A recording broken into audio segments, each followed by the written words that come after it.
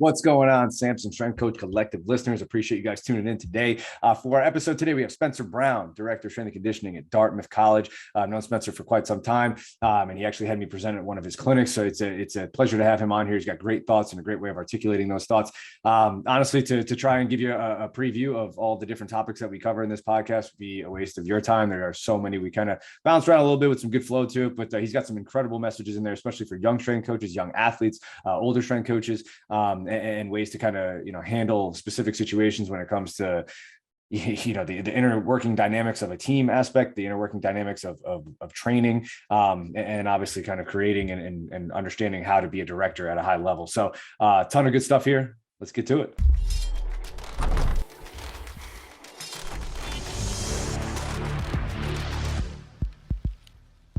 Welcome, listeners, to the Samson Strength Coach Collective podcast. Appreciate you being here with us today. I'm your host, Anthony Grasso, as always, and we are joined today by Spencer Brown, who is the Director of Strength and Conditioning at Dartmouth College. Welcome, Spencer. And just to give you a little background on Spencer before we get going, and I'll allow him to tell his story in a bit. Like I said, he's up at Dartmouth College, and I know a few people who he's worked with, and they spoke very highly of him. And obviously, Dartmouth being what it is, we're really, really happy to have him on today. He has his CSCS through the NSCA, and he is a performance enhancement specialist through the National Association of Sports Medicine. A couple of places that Spencer has been: Lafayette, Dartmouth, and Moravian College. And he has his bachelor in anthropology and sociology from Lafayette College, as well as a master of science in performance enhancement and injury prevention from the California University of Pennsylvania. So welcome, Spencer. Again, appreciate you having coming on, obviously, especially kind of last minute. I know you guys have a crazy schedule, a little different over there in the Ivy League, but welcome. And man, why don't you kind of take us through your story here? Awesome. Thank you, Anthony. Excited to be here today.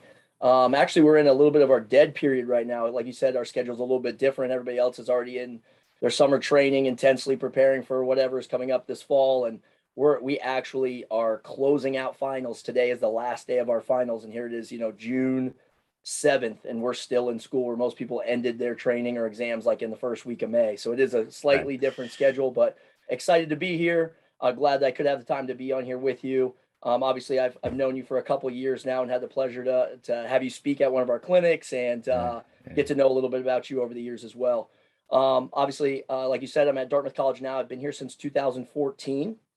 I work with the football team, the women's and men's tennis, and women's and men's Nordic skiing or cross-country ski teams. So obviously there's a wide range of sports or requirements or qualities that you're training, and also personalities and experiences that they come from. Yeah. And I guess I'll hit on the fact that I've really had a lot of different sports that I've trained, over the years. And when I started off at Lafayette in 2010, I had 17 teams when I was there. And like, it's funny now, you think about it, like people are like, oh, our field, I have this many teams. I'm like, put 17 teams into perspective. You think some of those old school strength coaches have been around for a long time. Those people were like running entire departments by themselves, Yeah. And it's crazy to think about how far it has come and how we do keep pushing the field forward. But 17 teams, and I look back on it now, I'll coach like 5 groups in a day or something, like, I'm really tired. How did I ever manage that schedule where it was like, 6 a.m. was first team, 6 p.m. was last team, and you had in-season teams in between or whatever it may be. You're like, I don't know how I did that, but yeah, I did it, I guess. Yeah. And then Moravian, I ended up being the first ever strength and conditioning coach there. And I had 14 teams. They had 17 sports, and I worked with 14 of them. Okay. The ones I didn't work with were men's and women's track and field, and there's another one, but I don't know what it was. So I still did cross country. I did actually cheerleading there. Wide array of sports again in one facility, which was crazy. And then to come to Dartmouth, when I first came here, I was football and women's Nordic only when I started out. So it's crazy going from this massive amount of teams to football and women's Nordic skiing. Yeah. Right? Everybody looks at football as being this big monster, and it is. But at the same time, when you go from 14 teams to 2, you just go, how much better can I get at this job? What I mean? Like, how the quality of things, how can I do things even better than what I was doing before? And I think it was year 3 here. I was named the director of strength and conditioning, and now I oversee tennis and the men's Nordic team as well, and still continue to work with football. Yeah, that's awesome. So I have a quick question before we go to that. Where is Moravian College? It's in Bethlehem, Pennsylvania. So literally it's right down the street. I had I had both my kids when I was in college. Oh, And, okay. I was fortunate enough to work at Lafayette when I graduated. So I got hired as an assistant strength coach right after graduation, and did that for 2 years. And without having to move my family across country or any of that kind of stuff, the Yeah. head job at Moravian and being the first ever strength coach there was able to build the strength and conditioning department, which was cool at 24 years old, Sure. being able to start a strength and conditioning program. Try to think like, I think there's like a bucket list for strength coaches, right? You have like a new sport that you want to work with, right? You have a facility that you get to build or something like that. And you're like, starting a program, at 24 years old, you're like, I'm totally ready for this. And you realize you're like, I'm going to learn a lot in a short amount of time. And that's what that opportunity allowed me to do. And it was a great experience, and learning how to build relationships in a larger department, which is kind of what I have to do now. But now I just have more support, more resources, all those kinds of things. Sure. Yeah, that makes sense. That's great. I think, and then so when you first got to Dartmouth, you didn't jump right into the role that you were in, right? Like as you alluded to, you were kind of like, all right, now I'm in here, right? I need to kind of make, show some value, provide some value before I ask for, value in return kind of thing. And then, eventually you kind of work. So yeah, why don't you talk us through kind of like what that was like stepping into that stage, right? And then being like, oh, okay, now I'm the director, right? Like how did that transition feel? So to be honest with you, when I first got to Dartmouth, I'll start you off there. As when I first got to Dartmouth, and I'm at a place now. I go from a Division III school with very limited resources to an Ivy League school that seems like it has unlimited resources. You know what I mean? For the most part, was able to kind of go like, how can I use all these resources? How can I help the student athlete experience be that much better? How can my quality of coaching be that much better? Not only do the student athletes get to use those resources, but how can I use the nutritionists, sports psychology, integrated health, doing yoga and massage, and how can I learn some of those things to put into our training and help my staff learn those things, like as far as the football staff goes. And the other big hurdle I had was my boss was the football coach. My boss wasn't necessarily the director of strength and conditioning, but I was sharing offices with people that were their supervisor or boss was the director. And I just wanted to be part of a team. You know what I mean? Like playing team sports, always growing up and being as at a Division III school where I didn't have a bunch of people to bounce ideas off of or talk professionally with, like in your office. I think sometimes my staff probably gets a little annoyed with like me because I just like get a random thought or idea and I'm like, hey, and I just start talking about it. And I know Jamie Pasquin, and he used to always tell me that like sometimes maybe you could think about it a little bit more before you come in. You know what I mean? Like it's very analytical. That's such a Jamie answer. I'd be sitting there and I'd be like, wait, I got an idea. And I'd get up and want to go talk to someone about it, but I wanted to make sure that I was a part of the staff. I didn't want to make it feel like I was a football guy. You know what I mean? I was like, hey, I came in and was like trying to help with rules, you know what I mean? Like guidelines, a cleaning schedule, all that kind of stuff to integrate myself within the staff that I wanted to kind of work with and see what else they were doing. And to be honest with you, just like most other strength coaches, I want to encourage, if you're a young strength coach, to dive into some other sports and people that are in other disciplines, because it helps you so much work with other sports and work with other people when you have some experiences within that. You can't say, I want to be a basketball strength coach in your whole career, just working on basketball. You never know where this field's going to take you. And you can learn a lot from some of those other disciplines, whether that's private sector, tactical, any of that kind of stuff. Sure. So when I became the director, maintained most of the staff at that time. Like I didn't fire anyone or anything. Like people just kind of left shortly after and things like that. But was able kind of to build a team and think about, because here's the thing, I would say this: if you're moving up at that particular institution, you already know things that you kind of thought about that you wanted to do differently. So I kind of cheated the system. Yeah. Right. You're like, if I was ever running this, what would I do differently? What do I like? What do I don't like? What do I want to keep? What do I want to, it's just like you get done with the season and you kind of reevaluate programs or, trying to learn new things.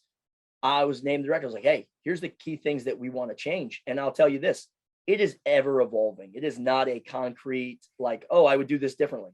Well, then your kids change, then your staff changes. Then you have to constantly, I remember, like when I started this, I was like, oh, when I make a field hockey program, like I can use that program the next year.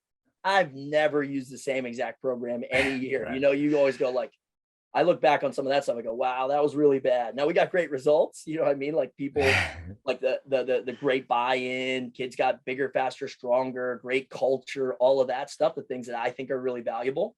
But I look back, I'm like, I could have probably done that better, you know? And I think that when you become a director and people are looking to you, you really have to put that weight on your shoulders. So everything that, and I voice that to my staff. I really try to say, like, look, what these people do reflect on me. So I need to take care of them and make sure they're doing a good job, but also have their back in every situation, no matter what. But then be able to tell them when they can do things better or when they're actually right. And maybe we need to communicate things a little bit differently or better as well. Yeah, no, that's awesome. I appreciate that answer. And that's such a Jamie thing to say, like very, very calculated, obviously. And he's going to like take his time to like reflect. And yeah, it's funny because I've really tried to like, and that's one thing I've taken from Jamie is I'm the same way. Like I try to like really like think through things like before they come out, you know what I mean? And I think that's definitely helped a little bit on the podcast too, right? You know what I mean? when things are recorded and all that kind of stuff, but your thoughts become somewhat concrete. So I appreciate that. Well, I think it's interesting because sometimes like depending on the person that I have on the podcast, right, like there's just certain individuals like yourself who like the personality is out there, right, like the character, right, it's just you feel the passion just from you, even the first couple minutes of you describing like how you feel and the way you approach, you know, your intricacies of, you know, dialogue with your colleagues and the people you work with, athletes, whatever the case may be. So that kind of leads me pretty nicely into my first question, which would be like, what motivates you, right? So obviously there's definitely, like, I think anyone listening to this podcast, it's very obvious you are highly motivated, you are driven, right? Like you're you know, whether it be to something like we talked about before, like, you know, making your bed or brushing your teeth or making sure that your hair is cut clean, whatever the case may be, to obviously trying to design and implement and run a department. So what are the things that motivate you intrinsically? It could be or externally, you know what I mean? What are those things for you? So, you know, motivation to me is just taking advantage of every single day. You know what I mean? Like it's really just waking up and understanding, like, I think coaching is my purpose. You know what I mean? Like I really do think, and I know that some people might disagree, but you know, we are teachers, we are educators. And my first career choice was actually being a teacher and a coach. I was like, I'm going to go back to high school and I'm going to teach and coach. And then I found out that like you could get paid money to coach athletes. You know what I mean? I was just like in training, and then realizing the impact that my strength coaches over time, whether that be in high school, and it was my high school coach that rotated in every 2 weeks, and then my speed trainer that I had for like 3 years, or the 2 strength coaches I had in college. You know, those people all had this huge impact on me. And it wasn't just transactional. It wasn't they just wanted me to be a good player. It was transformational. And I love that kind of quote, because the fact that I can impact people's lives farther down the road. The best thing is like, I don't have the greatest social media presence, but getting a message from one of my players like, miss these moments, or really appreciate what you did for me during my time there. Those little small things are getting little notes. Now, I don't pin them up on my wall or keep them, just so you know. I throw them in the garbage. Usually I'm like, that's awesome. And then I get rid of it, but it still means something to me. You know what I mean? But the things that make me go and tick are the benefit that I think I'm having, or impact I think I'm having on other people's lives. I've come to realize in my, I'm not that old, but you know, is that the things I can bring to other people is what make me happy. You know what I mean? So when I can add value to somebody else and make them feel like they're capable, or make them feel like they're good enough, or, you know, or could be better, or any of those types of things that they're looking for, then I get something out of that a little bit. And I know that sounds maybe a little egotistical, but I enjoy that part of this job. It really does keep me going. You know, I stand at our doorway when our athletes come up to just make sure that the energy is there, right? I'm not trying to like rah them. I'm trying to evaluate whether or not they're excited to be here today. You know what I mean? Like whether or not they might have something going on in their lives, and I see them coming up and they're just kind of like, it's like a regular high five compared to when I can't feel my hand when they come up. You know what I mean? Like, it's like, I can very easily walk in through that training session and be like, you know, hey, Anthony, is everything all good? Yeah, coach. I was like, I just saw you were a little kind of like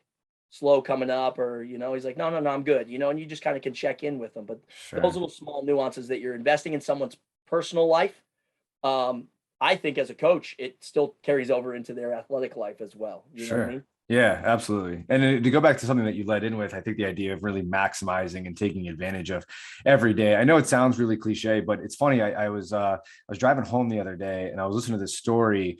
It was on some New York sports talker, 660 WFAN, I think it was, and they were just doing a little bit on somebody who was a leader of an ALS program, and they were talking about how they were going to do some, just it was like an event or something like that taking place at I think it was either the Mets or the Yankees game or something like that.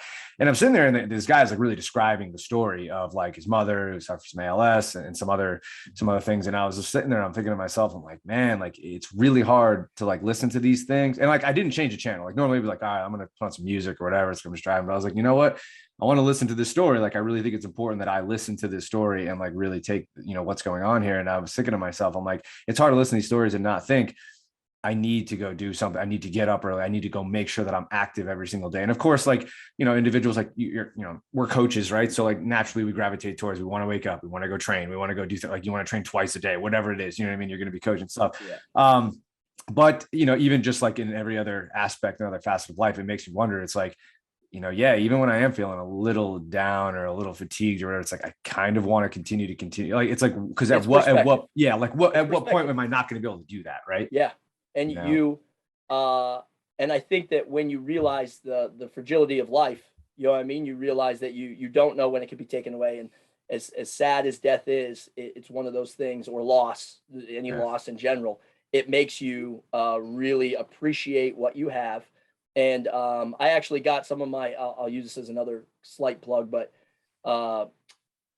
religion, you know what I mean, is another big one for me. I heard someone once say when I was in church, when I was in college, if your feet hit the ground in the morning, it's a blessing. You know what I mean? And I'm just like, wow, and my wife sleeps really light, so I have to be really quiet. So when I wake up, she's a grouch when she's sleepy. So I try to like be as quiet and stealthy, which requires me to be a little bit more attentive when I'm waking up, whether the floor squeaks or I bump into something or opening a drawer. So I'm like already on my toes right when I start the day. So. Yeah, that's good. Yeah, we'll have to edit that part out so your wife doesn't hear that part. Oh, she already knows. Oh, yeah, she owns it, huh? She owns it. Yeah, yeah. No, I think that's it's interesting. I think it's one of those things. Like I said, it's so.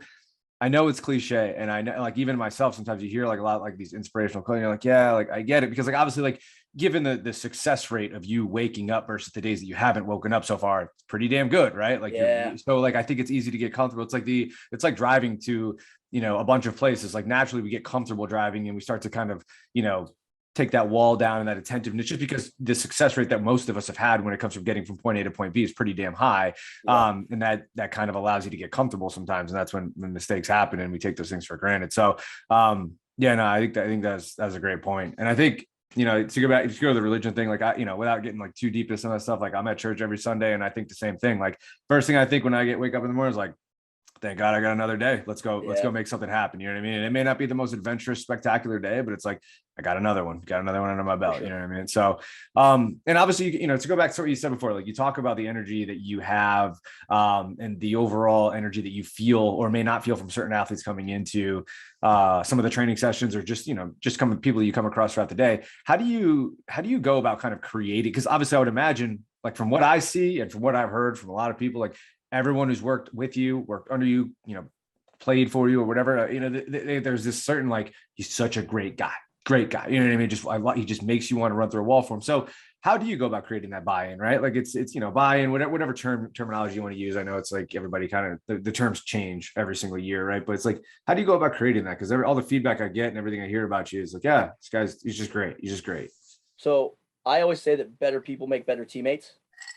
And some people would disagree with that, you know what I mean? Like, because you could be a really good person and a terrible player or whatever it may be, but at the foundation of what we do as a strength and conditioning coach, I think that that's the base of any good team is having good people. Because if I can trust you, I know you're going to be honest with me. Like, you think about what being a good person means, and those are the type of people you want to be around. And I think if you have it, you can't be something else than what you expect from others. Yeah. You know what I mean? So you have to walk the walk, talk the talk, be authentic. Everybody always talks about that. I am probably I would consider myself to be a very consistent person. I'm not a try hard. And I'd say probably early on, I had to do that because I thought that's what I had to do. And I think the longer you're in this and the longer you kind of realize, just be yourself. And I like to have fun. I like to joke around.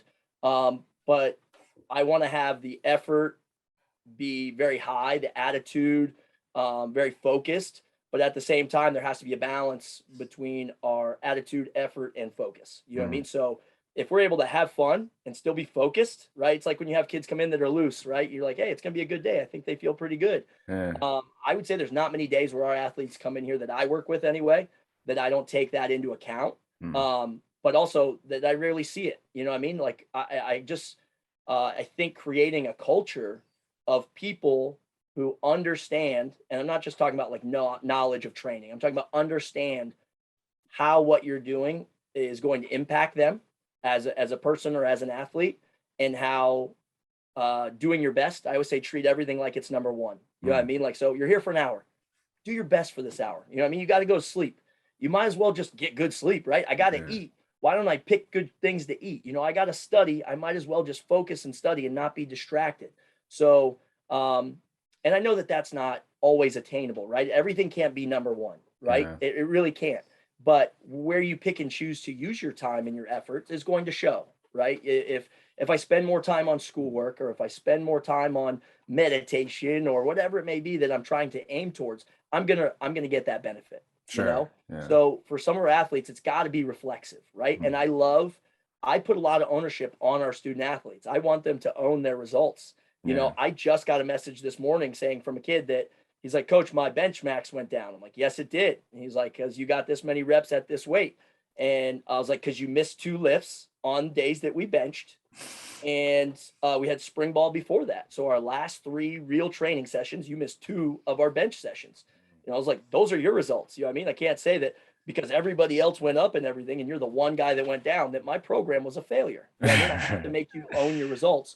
And he's like, got you, coach. You know what I mean? Like, it's like, those are the types of things that I always tell them they're the ones that play on that court or play between those white lines. Sure. So they've got to own the results. They have to own the team. I get it. Like, we're all paid to coach and do certain things. I know my job is number one, you know, reducing the risk of injury. Second, increasing performance. But the third one is the most important one, and that's educate. You know what I mean? So if you came here to get a great education and play football, I need to make sure that you are able to do those things. But I want you to get the best out of yourself. And I demand that too with my staff. There's always going to be critiques. There's always going to be good things and bad things about every situation, you know? And I've gotten the benefit of working with a lot of different coaches for a long time. And you can't have people that make excuses for everything. You have to find a way to get the job done. You know what I mean? So the circumstance, you got to just cancel it out and say, how can I do the best job with what I have? You know, if we know that athletes aren't sleeping properly, all right, well, how do we increase their knowledge of what they're doing, and then increase the sleep quality? If we know that we can maybe do that instead, if we know they're only getting 5 hours, I'm sorry if I'm yelling, if we're only getting 5 hours of sleep, then how do we say, well, maybe if we got you some blackout curtains, maybe if we make sure you turn off all your electronic devices, like let's really focus on, if we know we're only getting 5 hours, how do we get the best 5 hours possible? Sure. You know, just things like that I think are important for the student athletes and your staff to know how much care that you have for them. But I also can't tell you to care if I'm not putting in that same energy, enthusiasm, emphasis, fun implements, you know what I mean? Making things competitive and being involved and engaged and building relationships outside of just this little tiny, like, I want you to be really good at vertical jumping or sprinting or benching or squatting, but how am I trying to develop you holistically, you know what I mean, as a person, but as a teammate and as a leader, or as a fellow coach. Yeah, sure. And I think a little nod to, you know, Jocko's book, Extreme Ownership there, right? When we talk about it, it's just the idea of taking ownership over every single action that happens in your life, or at least exhausting all of the potential options that, you know, I guess like when something doesn't go the way that you'd like it to go, and trying to figure out how you could have handled something and controlled something to make that situation a little bit better, or at least gotten the outcome that you desired. And I think that, you know, I would imagine that probably a lot of the athletes, even especially the player who reached out to you about his benchmarks, would say, listen, at the end of the day, like, coach is just being real with me. And I think that that's the one thing I've learned, obviously, throughout like my time being a coach and my short experience, was like, they just appreciate someone who's real with them and honest, because I do think a lot of times, and especially, the world of collegiate athletics, and especially collegiate football, there's a lot of dishonesty, right? And there's a little superficiality that can come with that, within the framework of the way college football is set up now, and how commercialized it is and whatnot, and the amount of money that's involved. And I think they just really kind of I think a lot of players miss just having someone who's like, you're my coach. And what that means is that you're just someone who's real and going to be objective and give me some honest feedback. And it seems like you've developed that there with a lot of the players and the athletes that you've worked with. Yeah, I think that being real, and it doesn't have to come from like a bad place. Some people think you got to like berate people or like get in their face or yell at them about what they're doing.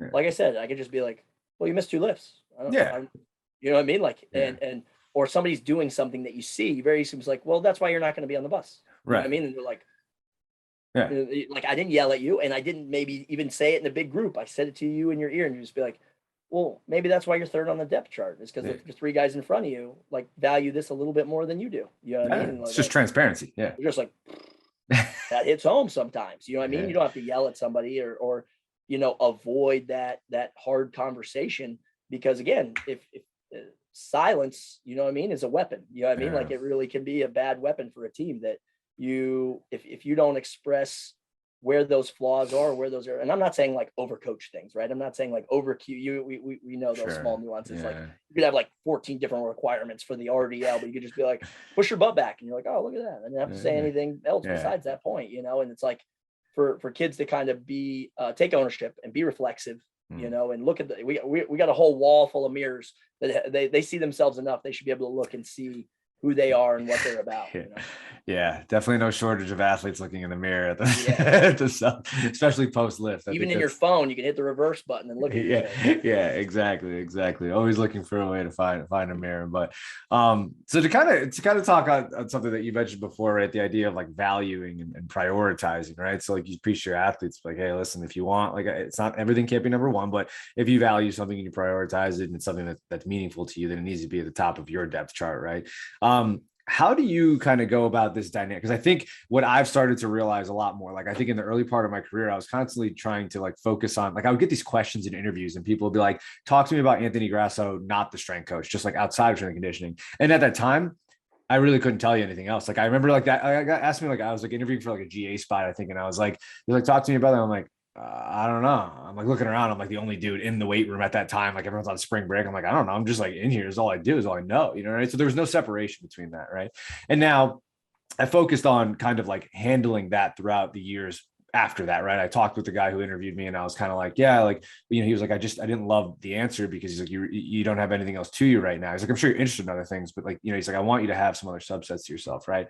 And then now, as I've gotten older, I've realized like there's a serious situation going on when it comes to Division I athletes and their ability to kind of disassociate themselves from like, I'm the Division I football player, but I also have this thing I do on the side. And so it's like, how have you gone about, I know this is a loaded question. You can take as much time with this as you want, but like, it's like for yourself, right? Like, you had 2 kids in college, right? Like, you've got a wife, you have a family on the side, you have other interests, but you're also running something a department that means a lot to you.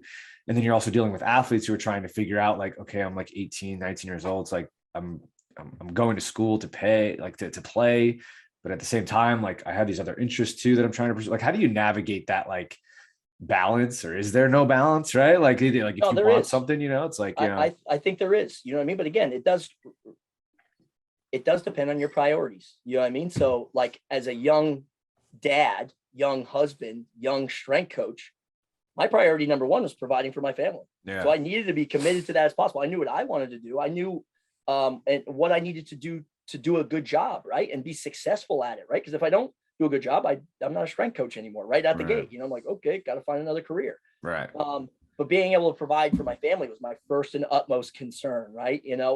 And so I'll go 2 parts to your question. I'll go my side of things, and then I'll go on the student athlete side.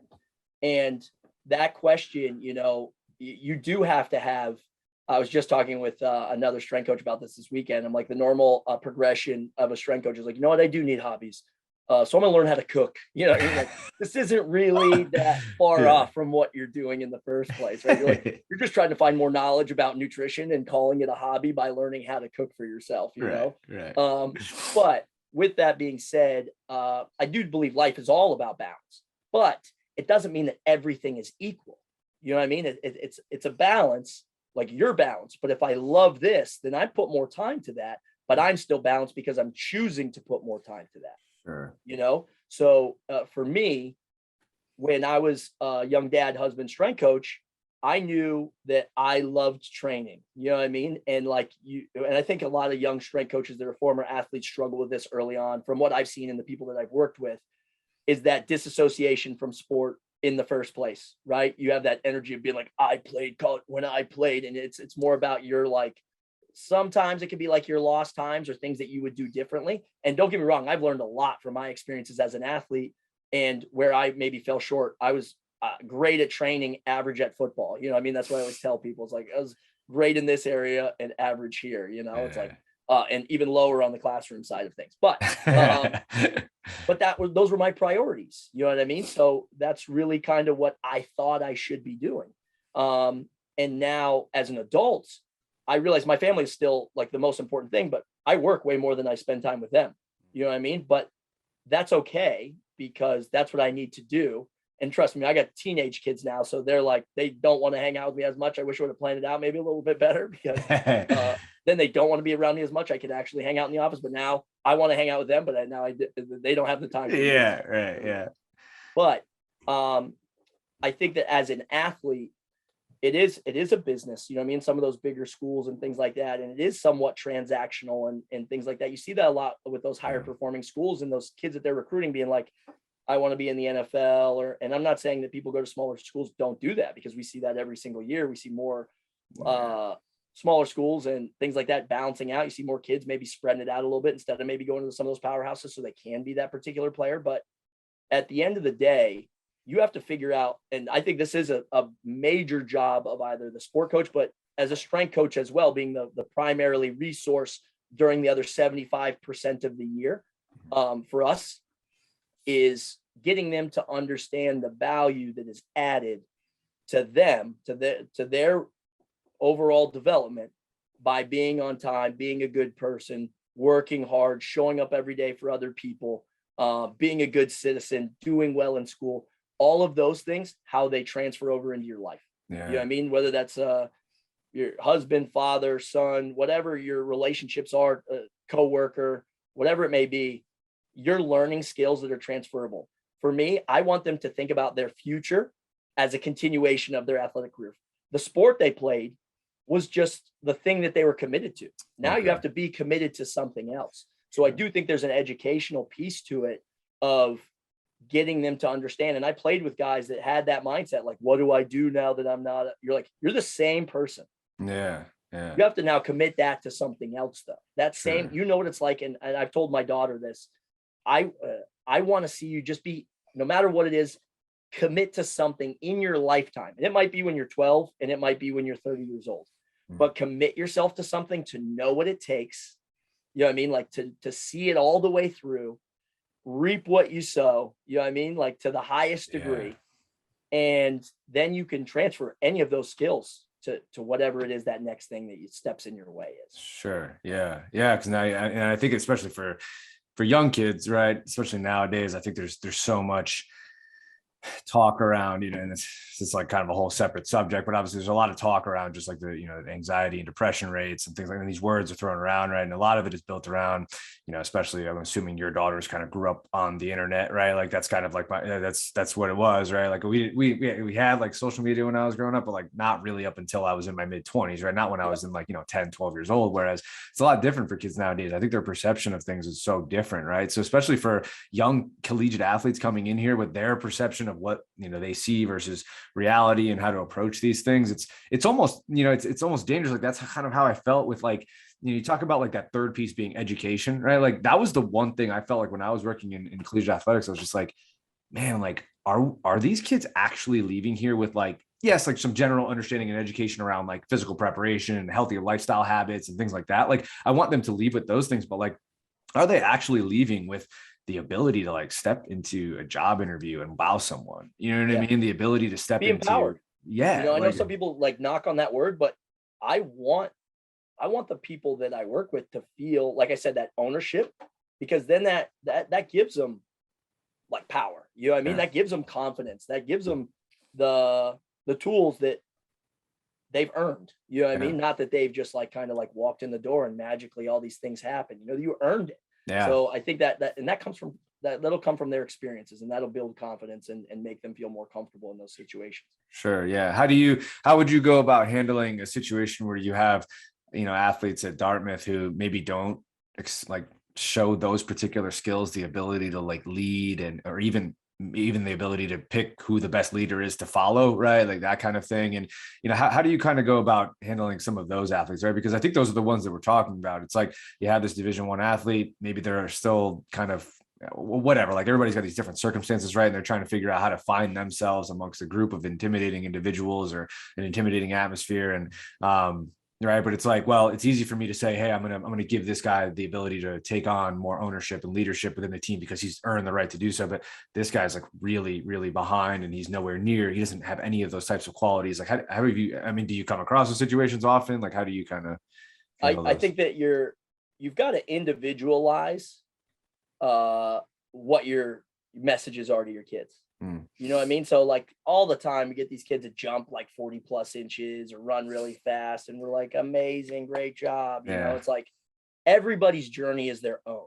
And when you say that to those kids, like, you might only go up 5 pounds. You know what I mean? Somebody might go up 40, but that's your improvement. You know what I mean? Like, so you got to be reflexive of that, but you get those couple kids that they, I don't want to say they know that they're not as like, they don't have as much charisma or they're not as well received, or they might be somewhat awkward or something like that. And to be honest with you, it just takes time.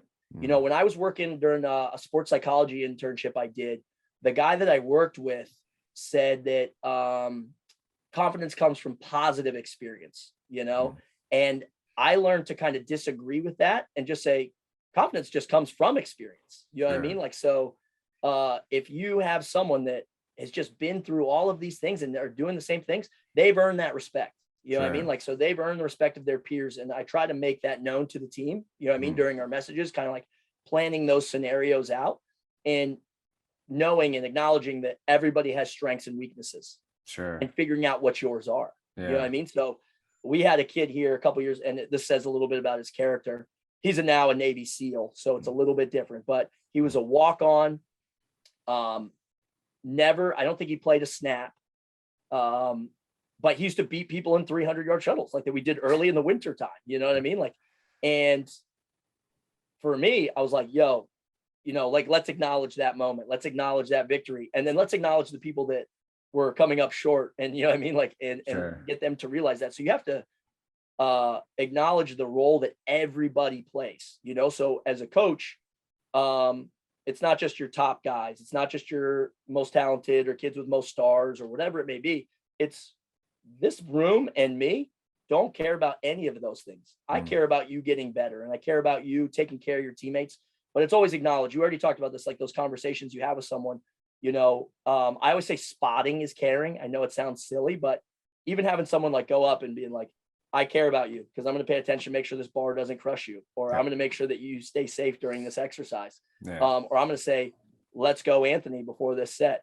That kid that maybe doesn't talk, maybe he's a little bit more introverted, maybe a little bit pushing them to do that little thing like, hey man, get in there. And it doesn't have to be like, Anthony, get in there and spot him. You know what I mean? Like, hey, man, go take care of your teammates. Like, oh yeah, coach. You know what I mean? So, and if they're like, no, you're like, what kind of teammate is that? Those are the types of things that you got to kind of figure out is it the type of person that actually does want to be there and want to figure out how to get better? Then they'll do things the right way. I always say that your choices show, like who you are, right? You know what I mean? Like, so you're not defined by your choices, but you're judged by them to some degree until you make different ones.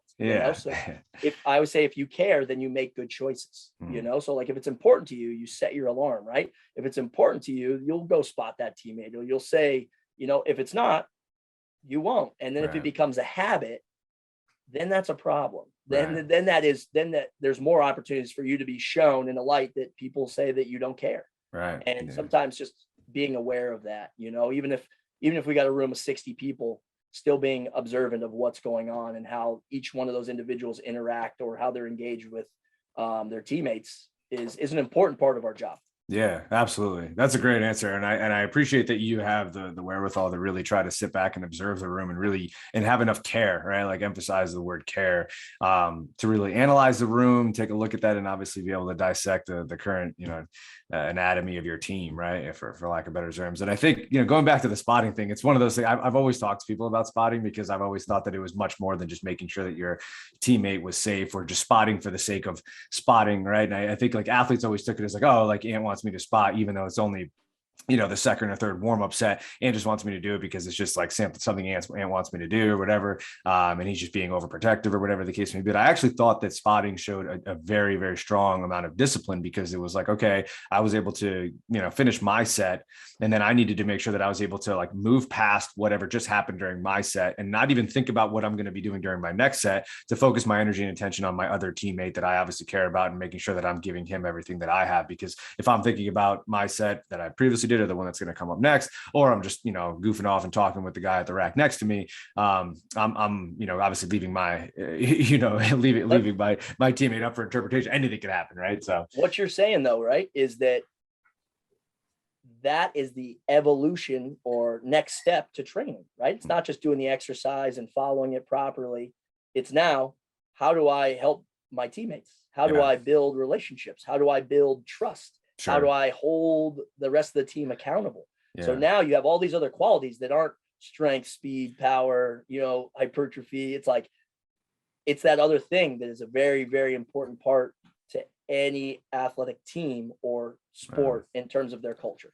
Yeah. And one that's probably really difficult to provide words or a definition to, but it's a thing that exists. And I think if you were to try to provide words to it, you'd reduce it to something less than it is, but it is, it's like in the air, it's in the atmosphere, it's the connection that you're creating with your teammate during that time. And like you said, it's like a completely separate stimulus than all of the other qualities that we're trying to develop. It's not necessarily, it doesn't have a protocol, right? It doesn't have a specific set and rep scheme. It's like the best way to let your teammate know how hard you're working is to sweat in their face while you're spotting. You know what I mean? Like, in case you didn't think I was working hard, here you go. Here's a drop of that. Yeah, that was I think my brother's had enough beard sweat just dripping. I think that was the other thing why he was glad I shaved my beard, because he's like, dude, I'm tired of you leaning over and like actually going to lift off for me, and it just a whole mound of beard sweat just drops on my forehead. It's amazing the spotting technique on a bench when somebody knows they're sweating profusely, or like you get paired up at a rack.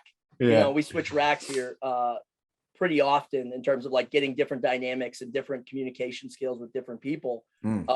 But the guys that are like the sweaters, right? That just like walk in and like, we're not even 3 exercises into the warm up, and this guy's gray t-shirt is now a dark gray t-shirt. You're like, oh, this might be a rough day spotting him. I might need some disinfectant. So. This is good. I always apologize to people before I'm like, listen, I sweat for like no reason. I don't even know what it is.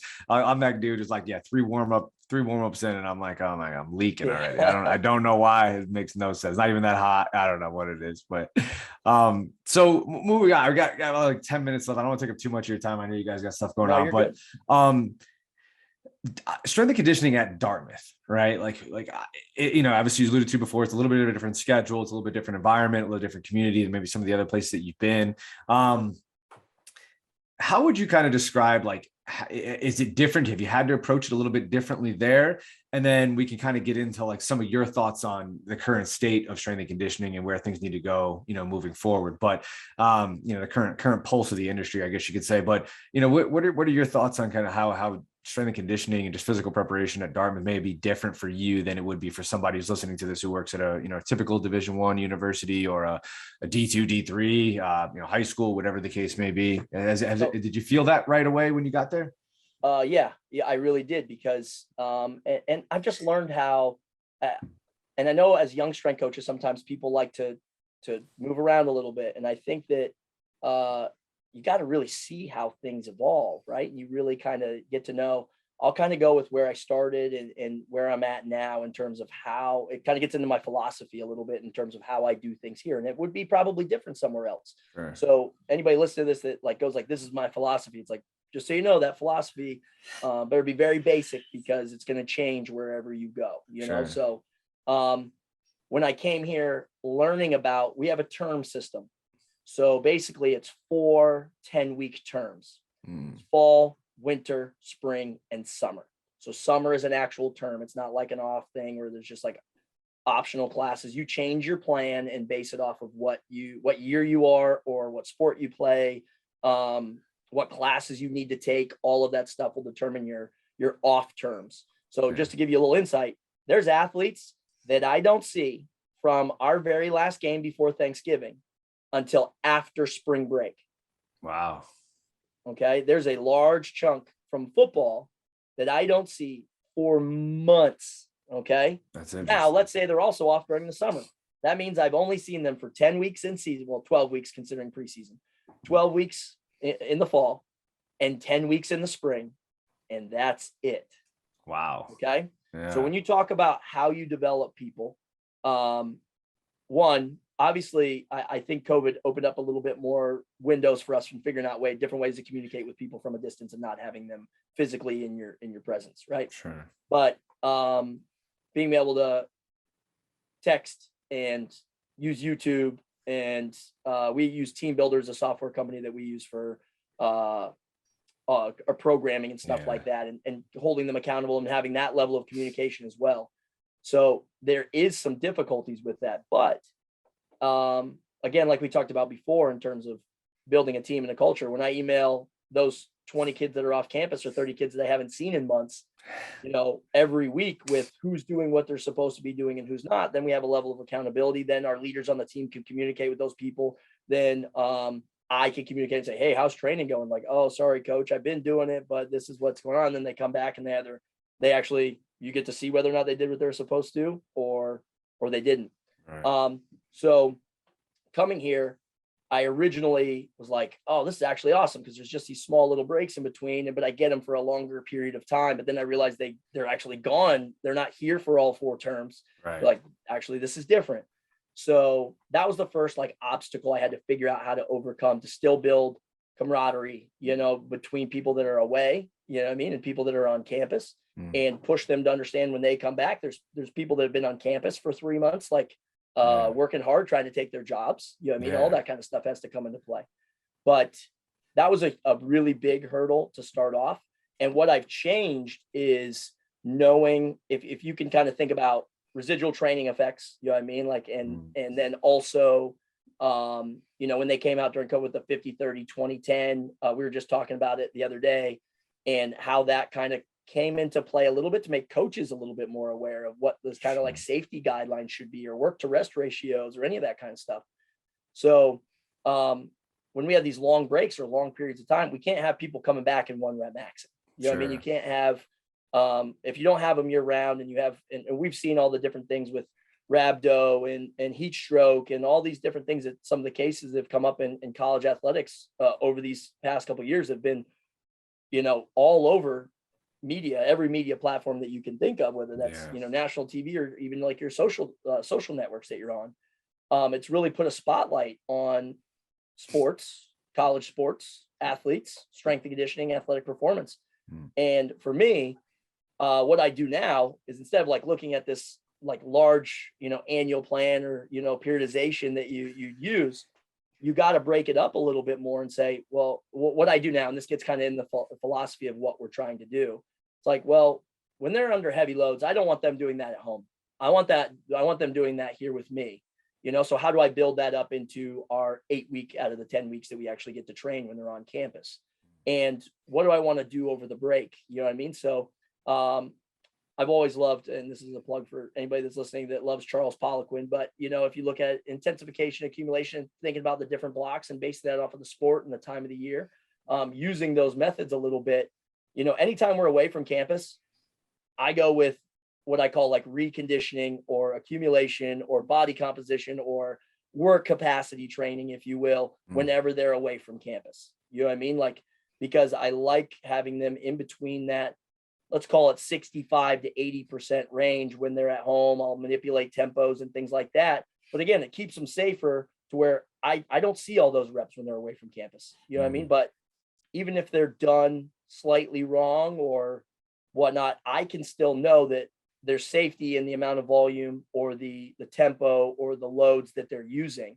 So when they're off campus, I usually just do a reconditioning phase.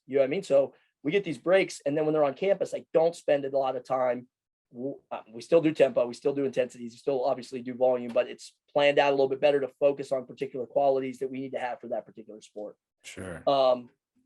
And that's one of the big changes I kind of made over the course of time to figure out like what I want to do during the breaks. And everybody has these different terms that they're on campus. So every sport's a little different, right? Depending on the time of the year. So there's guys who've always been off campus. And think about this, Anthony, I'll add another layer of this is like our winter testing sheets that we report to the coaches and stuff like that. It's got like 20 to 30 names that aren't on it. So you have to have different testing sheets and profiles for when people are on campus or off campus. And that is a layer of difficulty because you know that the amount of time that and then we take into account maybe what they report on Team Builder, you know, and then you're like, you get on campus and you're like, how many sets of hands were on the bar when you were benching at home? Things like that. You know, it's like, you got to really be smart about your training and planning. And the other part is like, if they do have trainers, you know what I mean, at home, if they're off campus and they're working with somebody else, letting them understand the prerequisites, right? What are the standards? Like, look, when you come back here, you're going to be doing these things. And I think that no matter what those other places do, you know, if you go to a private gym or have this other performance coach, like even let's use the sport of baseball, you have like a pitching coach that also runs your strength and conditioning or something like that. It's like, okay, it's important, but make sure that they know that these are the things that you're going to be doing when you're back here, because this is our level of accountability in terms of exercises that you're going to do and requirements that we're going to kind of look at, or what are your KPIs that we're going to be looking at when you come back of whether or not you did what you were supposed to. Sure. Yeah.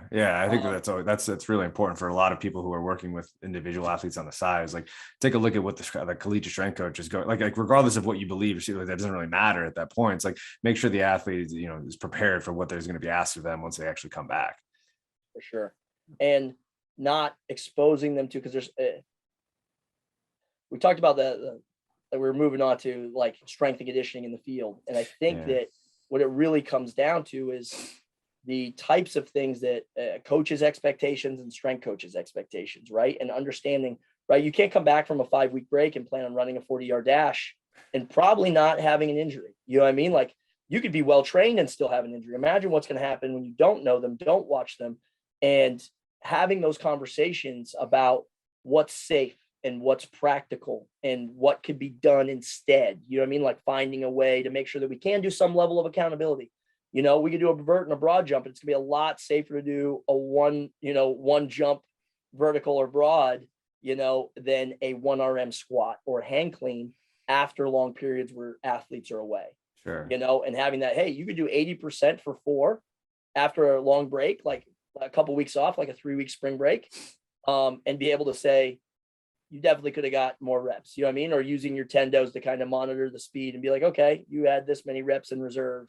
Sure. And I think that those are things that are safer, can help us do our jobs better. And also, I don't say check the box, be like, yeah, you did what you're supposed to. We can move on. You know? Yeah, for sure. No, I think that's a great answer. I think that's probably a challenge that a lot of, you know, strength coach. I think there's a lot of strength coaches who do see other strength coaches doing those things in the field, right? And it's like, you talk about the state of strength and conditioning. It's like the way the NCAA schedule is set up anyway. I mean, like, completely putting your schedule aside, what you just described to me sounds completely chaotic and really extremely challenging for sure. But I think that the NCAA schedule in general, right? It's like, yeah, you have these, you know, coaches coming back from long breaks, and it's like, you get your sport coach, they want to do a ton of analysis and a bunch of different, you know, psychological and physical analysis, whatever the case may be for the sport. Then you've got your strength coach, he wants to figure out ways to hit his metrics and whatnot. And I think it's, I think that's a good like way to describe some of, you know, one of the, you know, many issues in collegiate strength and conditioning is just like, the expectations, how you go about those expectations. And I'll let you kind of comment on that. Yeah. Well, I think that the big thing in our field is that we need to look at,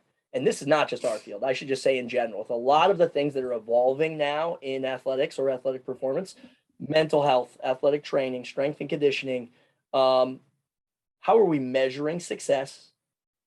Right? What are the things that we're actually looking for in terms of this being a successful program, or this being a good evaluation or good measure? Because now you have so many coaches that are trying to dive into things that we're supposed to be the experts at. Sure. And then, you know, but sometimes the athletic trainer is the one responsible, or the strength coach is like, you know, you'll be in week 6 of the season, we'll be like, it's because we're out of shape. And you're like, how are we measuring that? You know what I mean? Right. Are we so fatigued that that's why you think that we're out of shape is because everybody's just burnt out, you know what I mean? And maybe, it's being able to understand the relationship you have with your sport coach and then what they value, but then how it's measured, right? Yeah. So if my football coach tells me, Spencer, I want our guys to be healthy. I want them to enjoy training, and I want them to, and I'm just saying this just because that's pretty much what I do now, but enjoy training, and I want them to get better. And I'm like, okay, what does getting better actually look like then? Right. You know what I mean? Like, you mean body composition? Do you mean, okay, do you mean when we start practice? And that kind of goes into a little bit about what we talked about before, but training. I train our players for practice. That's really what you do. You know what I mean? Like, as much you look at game info, how many yards this receiver runs, how fast they run, whatever it may be. And we've talked about sports science separately before, but it's really become, how can you handle, because you're actually going to play one game a week, but you're going to practice 4 or 5 days. Sure. So the majority of time is going to be spent preparing. So let's make sure that we're looking at how they're preparing and then kind of regress from there. Right. So for us, like even like our summer training program for football specifically is geared towards preparing them for practice, but still, how do I increase the quality? So how do I maximize their time on the field, maybe minimize some time in the weight room, but get them geared towards what they're going to be handling from a physical standpoint out on the field. As much as I love the weight room, but a lunge is a lunge, a squat is a squat, right? Like pushing, pulling, all that stuff, but it doesn't make you better at blocking. You know what I mean? Like it doesn't, you know what I mean? So you got to really think about what you're exposing your athletes to and how that transfers over to what they're actually going to be doing, right? Like you shouldn't be sore after your first day of practice. You know what I mean? With pads on. Why? Because you should be doing those types of things in preparation to be like, this is just another day. But we know that injuries are going to happen from, some exposure to a new load, right? Or previous injury, or just a freak accident. You know what I mean? Like we know that. We know that from science has told us that. Those are the kind of the precursors. So if we can't control previous injuries, you know what I mean? Like we can't control freak accidents, but we can definitely try to expose them to what they're going to be doing over the course of a week. Sure. So how do you do that as a sport strength coach, especially in a sport where there's rules from the NCAA that you can't do those particular things with a sport coach. It's right. Like there's other teams in other sports, like you can work with a sport coach. You're like, but in the most dangerous sport, you can't work on skills with a coach because somehow that's cheating. You're like player safety or, any of those things. You're like, probably should focus on that. If we want to mitigate some of those catastrophic and freak injuries and keep kids healthy. Yeah, if that's where the injury is taking place, we really should be starting to take a look at what they're doing prior to being exposed to those qualities and those movements, right? Especially in the first 3 to 10 days of any camp, spring ball, whatever the case may be. I mean, I think it's like, that's probably for a separate pod. We'll have to have you back on for like a part 2, do like some, some sports science talk. I'm definitely, just as guilty as anybody else of getting a little too deep into the weeds of that stuff. But I think that's a great message, obviously. Yeah. Like having that line of communication and that relationship with your sport coach to understand, all right, well, these are the 3 qualities you're talking about. They seem simple. They seem pretty vague in nature, but it's like, what are those things? How are they evaluated and how are we measuring them? And what are we doing to go to get them to those points? Well, that kind of leads me to my last question. And I'll kind of, you already mentioned some of the resources as far as like polyp and stuff that you've used for your particular situation, right? But how would you, what are some resources that you feel have really kind of like shaped your philosophies and the ways that it could be books, podcasts, people, whatever the case may be, and just maybe some resources that you could suggest to the listeners to increase their knowledge base? Obviously, everybody's situation is going to be different. I think that's one of the main messages I would say is like, you decided, well, I have this particular situation. This is my particular setup here at Dartmouth and the Ivy League and the schedule that we work with. So this is a model that I think I can go and dig a little deeper to try to find some of the answers. Like you said, it was constantly changing. But what are some staples that you feel were really important to you and influencing the way that you've approached your career? I think that one, as some people may disagree, but your personal experiences, number one. I feel like that's the most important thing, is to draw from your own experiences. Whether that be you being an athlete or not being an athlete, whatever background you actually have, it's because that's the thing you're probably gonna be most comfortable with, but the next thing will be is just not being closed-minded to anything. I always say that what we do, there's a place for every single thing, right? You could be like, yoga's not going to get you better. You know what I mean? Like, you're like, It could, you know what I mean? Like it really has a place, you know what I mean? Like you're like, CrossFit's a joke. You're like, well, what things are they doing that could be useful? You know what I mean? And I think being open-minded and just being inquisitive, right? Like just kind of like being like, oh, that's interesting. I would Yeah. like to learn more about that and how I could use it. You know, I think Poliquin has been, it wasn't like it started like that. I tore my pec when I was a freshman in college. Had it surgically repaired. It was a great journey. And I learned a lot about tempo training. You know what I mean? During that time, I actually had like, I think this was actually before Google. I'm not sure. I can't remember. I was like, I couldn't do any weighted exercises was like the PT said. So I was like, okay. So I was like, I looked up like this body weight bodybuilder or something like that. And I was like, how can I use some things from here with my body weight to still train and get good quality out of what I'm doing without stressing this. But originally my first strength coach was big West Side guy. You know what I mean? Like Louis Simmons and then my next strength coach was more tier system Joe Ken, a little bit of Jeff Connors and that type of like speed training. And then Buddy Morris, and you had, you know, high-low training and stuff like that. So it's always just being, because the speed trainer I had in high school was a big Charlie Francis guy, you know what I mean? Which is helpful, right? You're in high school and you start learning about Charlie Francis. That's great. Yeah. And some of those things you're like, and I just was, I didn't have a strength coach in high school. It wasn't like it was just a coach that rotated every week. So it was self-taught. You know what I mean? Not really, I don't want to call it great coaching. They did the best job that they could, like a lot of high schools that don't have a strength coach have to do. But I learned a lot about just wanting to know more about what I was doing. You know what I mean? So I think anything that you can find on social media is still worth looking at. I know people will knock, you know, don't read, you know, listen to everything but you should look into what you hear. You should look into what you're seeing, you know what I mean? And kind of think about the purpose, but it all comes down to principles, right? It all comes down to like the foundation. I don't think since this whole thing started many moons ago, right? With that story about the guy that carried the goat up the hill and every day it got a little heavier, you know what I mean? I don't remember who said it or not, but he got stronger. You're like, okay, if I want to get stronger, I have to train a little bit heavier. So like progressive overload, you know what I mean? It's like, you can't really mess with it too much. It's there. It exists. You know what I mean? Like if it fails, you probably did too much, too fast, or we need to back up a little bit and maybe change one of the 7 variables that we can manipulate in a simple basic training program.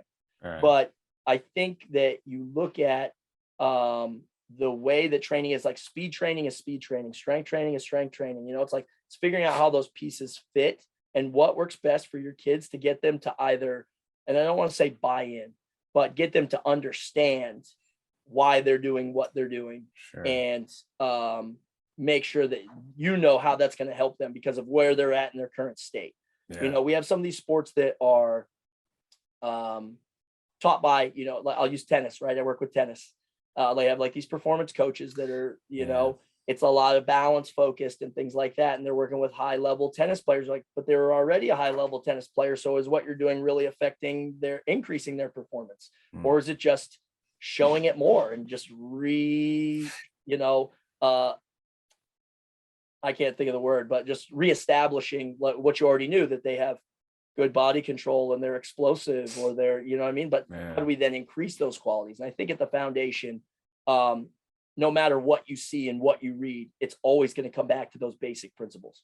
So I'd say Louis Simmons, Joe Ken, Charles Poliquin are my primarily like the things that I used early on to influence my career, you know, and then further on start getting into some more of like the leadership type things and the culture building things that kind of take your training to what I'd consider another level. Yeah. I think that's a great progression. I think that's, I mean, at least, you know, me being biased, that was kind of the one that I was like, you're so like heavily involved in like the technical aspects. And then as you know, early on, and then as you get, you know, a little bit older, it's like, all right, you start understanding people more and you start to look at like different facets of coaching and things like that. But it's an evolution for sure. Yeah. No doubt. Well, we're right about an hour now. So I try to keep these, you know, around an hour. I know we could keep going and I would love to, obviously there's a few topics that we kind of touched on that would probably require even like a deeper, you know, kind of podcast for, and like I said, maybe we'll come back around at one of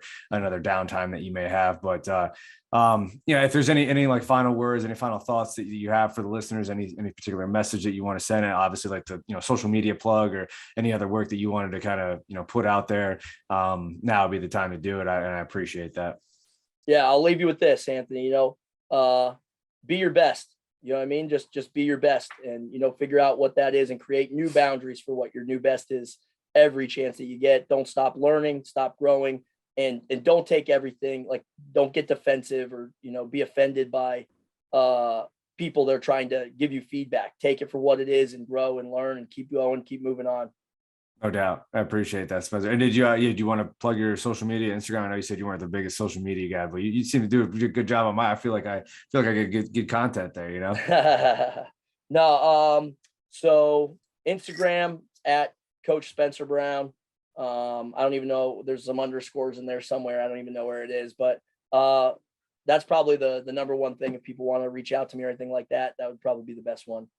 All right. That's awesome. Well, again, Spencer, I really appreciate it. This was awesome. Love to hear you speak, obviously. And like I said, we'll have to have you back on again for round 2, but that'll wrap us up here. Appreciate the listeners, everybody listening. Everybody have a great day. Spencer, I'll talk to you soon. Sounds good. Thanks.